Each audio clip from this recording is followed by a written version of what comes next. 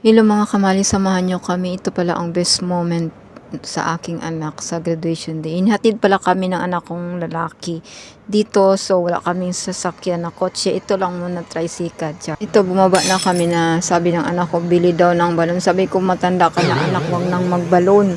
Wag na kasi mahal yan, wala tayong pera. Kaya yun, umiyok siya. Sabi ko, wag kang iiyak. Madaming tao. Mag-ano sana siya dyan sa may daan. Iiyak. So ayun na, dumating na kami dito, kasama na namin yung mga friend ng anak ko, classmate niya, yung dalawang kambal at pati yung mama ng kambal na sub, Lynette and Lemel. Ngayon, nakapila na kami. Dito na, tingin-tingin sa paligid, ang dami pala namin, o di ba? Ang dami namin nakapila, ang dami ding nakauna sa amin, syempre. Pangalawa yung ano ba yun, yung course na pipila, papasok po para sa venue sa loob. Kaya yun, ayun na nga mga kamali, alam nyo ang ano nito, gusto naming dalawang mag-asawa kami ang papasok para sa eldest namin kasi panganay namin siya, dapat dalawa kami, pero hindi ina-allowed ng school. Ano lang ina-allowed nila, one student, one parent only ang papaso. So yun, sad but okay na din. Ito na, papasok na kami, nagpaso na kami, parang ano kami na sa Malacanang, o di ba? Papasok kami sa green carpet, hindi pala to red carpet, green carpet. So nakakailang no, kasi para naman kami nitong mga presidente na papasok dito sa ano ba to? Sa Senado. Kaya yun na nga. Siyempre, sabi ng anak ko, mahinhinay lang lakad ma. Wag, sa isip ko din, akala ko, ano to, contest to na sa lakaran. O, diba? Kaya yun, nakinig naman ako, contest sa anak ko. O, diba? Ito na kaming dalawa while nagmamarcha. Tapos, akyat na kami sa taas, yung mga parents dito sa gilid.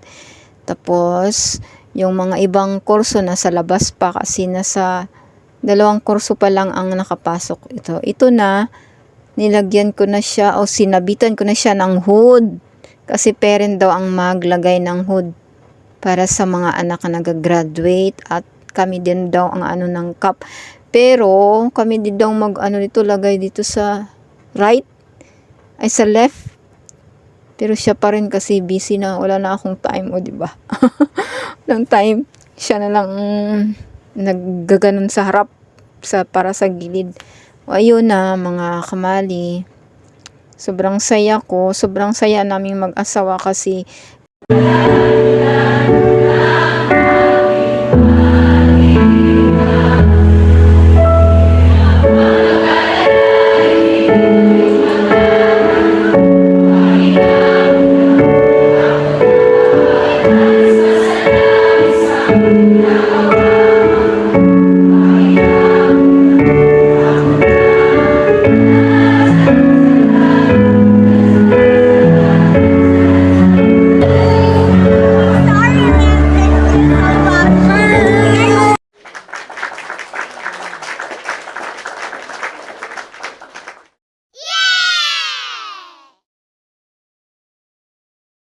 ito na mga kamali, tumanggap na yung anak ko. Ito na po yung proof niya na tumanggap ng diploma, o diba? Charis lang. Ito, nagkakagulo na sila kasi patapos na yung graduation rites. O ito, hinahanap na yung mga parents na iba. Ito yung anak ko, nagmamadali ding lumabas sa upuan kasi pakita niya sa akin na may balon na daw siya. Parang baby lang.